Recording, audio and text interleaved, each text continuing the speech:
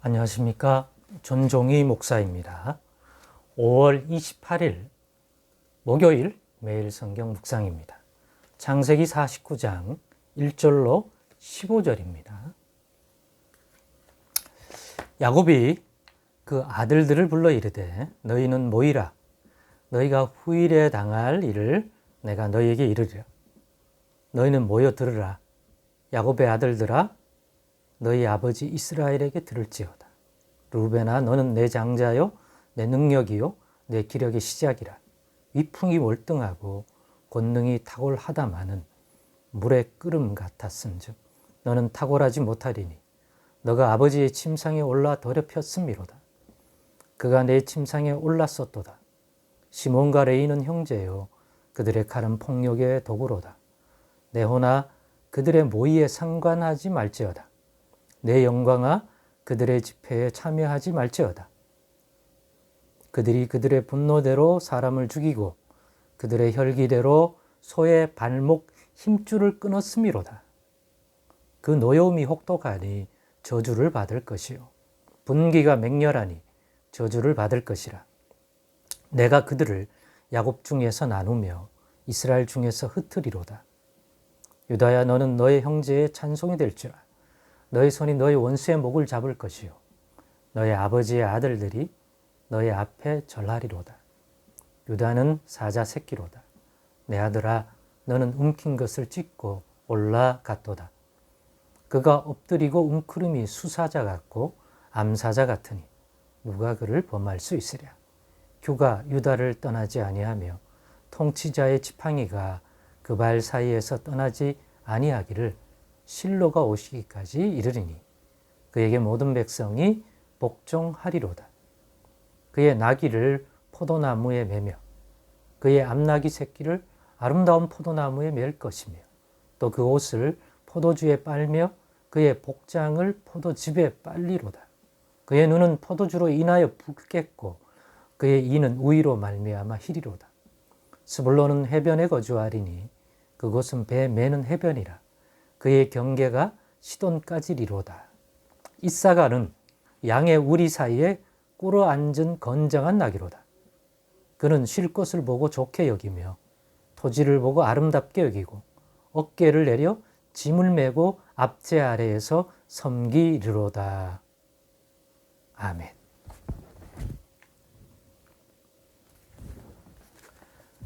네, 오늘은 이 본문의 말씀을 가지고 다 보고 계시며 다 알고 계시다 라는 제목으로 묵상 나눔을 갖겠습니다. 오늘 앞에서 살핀 내용을 보면 요셉이 아버지를 이제 늙어 기진한 야곱을 찾아오게 되었죠. 두 아들인 므낫세와 에브라임을 데리고 그리고 요셉과 그 두 아들을 향한 축복을 하게 되는 내용을 보았습니다. 이제 남은 아들들에 대해서도 야곱이 떠난 후에 그들의 어떤 일이 후일에 일어날 일들을 담아서 유언 같은 그러한 예언을 합니다. 근데 예언의 내용을 두 가지로 표현하자면 하나는 축복에 관한 것이고 복을 받을 내용, 하나는 저주받을 내용입니다. 그래서 좀 놀랐습니다. 인간적으로. 나 같으면 또 여러분 같으면 내가 이제 늙어 땅을 떠날 때가 되었으면 자식들에게 무슨 말을 하고 뭔가 떠나야 된다면 할 수만 있다면 더 많은 복, 더 좋은 말 이런 말을 하고 떠날 것 같은데 야곱은 그렇지가 않습니다. 그래서 왜 이렇게 할까? 묵상해 보니까 이 말은 야곱 개인이 의견이나 생각을 담은 말이 아니라 후일에 당할 일이니 야곱은 이제 세상을 떠날 건데 뭐 야곱이 할 일이 아니잖아요. 즉 하나님께서 야곱의 이 아들들에게 베푸실, 또 행하실, 복과 복된 것과 또 그렇지 아니한 저주, 또 뭐 어떤 면에서 안 좋은 일에 대한 것을 예언한 것이다. 그러니까 야곱의 인간적인 생각을 담아 전해준 것이 아니라 하나님이 아들들에게 행하실 그것이 복의 손길이든지 아니면 책망과 저주의 손길이든지 야곱이 전해주는 것입니다. 그 이대로 될 거라는 거죠. 이대로 되리라고 말할 수 있는 것은 야곱이 어떻게 그 일을 하냐입니까? 하나님만이 하실 수 있는 거죠. 그러니 오늘의 이 아들들을 향해서 전하여 준 이 예언의 말, 후일에 당할 일은 두 가지 특징이 있는 거죠. 하나는 야곱 개인의 감정과 생각이 어떠하든지에 상관없이 의의 하나님이 보실 때 그 판단으로 또 하나님 행하시려고 하는 것에 관한 것이다. 둘째, 이 아들들이 이 땅에서 하나님 앞에서 행한 것에 보응된 것들이다. 하나님 보실 때 의롭고 복받을 일이라고 한다면 그로 인하여 보응된 복을 주시고 형통을 주시고 또 반대로 하나님 보실 때 악하고 불의하고 그런 거라면 거기에 보응된 것들을 하나님이 주실 것이다 라고 말하는 것입니다. 이것을 보면 루벤 또 시므온은 좋은 얘기를 한 것 같지 않습니까? 그 이유는 뭡니까? 루벤이 행한 진노를 살 일이 있잖아요. 아버지의 첩, 일종의 아내일 텐데요. 그 아내와 잘못된 행위를 한 거. 거기에 그게 그냥 넘어가는 게 아니라 야곱은 그냥 넘어가도 하나님이 그 일에 대하여 보응하실 것이다. 시므온과 레위가 행한 일을 알죠? 누이 디나의 일을 통해서 육신적으로 분노한 건 이해하지만 그 세겜 사람들에게 행했던 그런 일들은 결코 의롭지 않은 일이다. 그것 때문에 야곱의 집안이 큰 위기에 봉착하게 되고 이런 일 또한 결코 하나님 보시기에도 합당하지 않다. 세겜 사람들 또 세겜이 한 행동들은 옳지 않지만 거기에 대한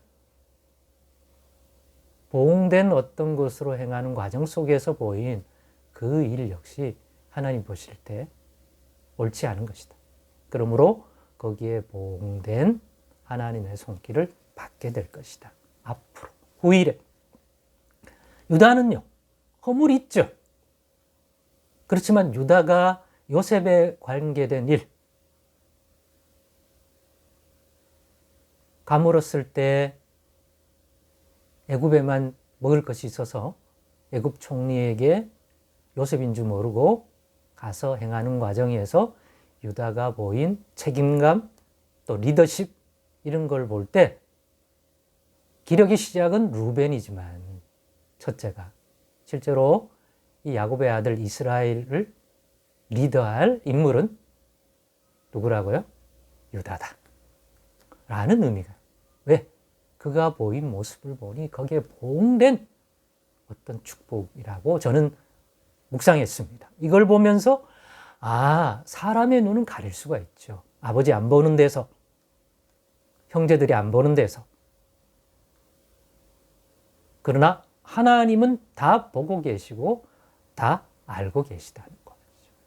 그리고 하나님 백성의 삶 속에 그가 행한 그대로 그것이 심은 것이 되고 뿌린 것이 되어 이 땅에서는 시간 속에서 그 뿌린 것에 대한 결실을 열매로 거두게 된다는 것은 과학보다도 더 과학입니다.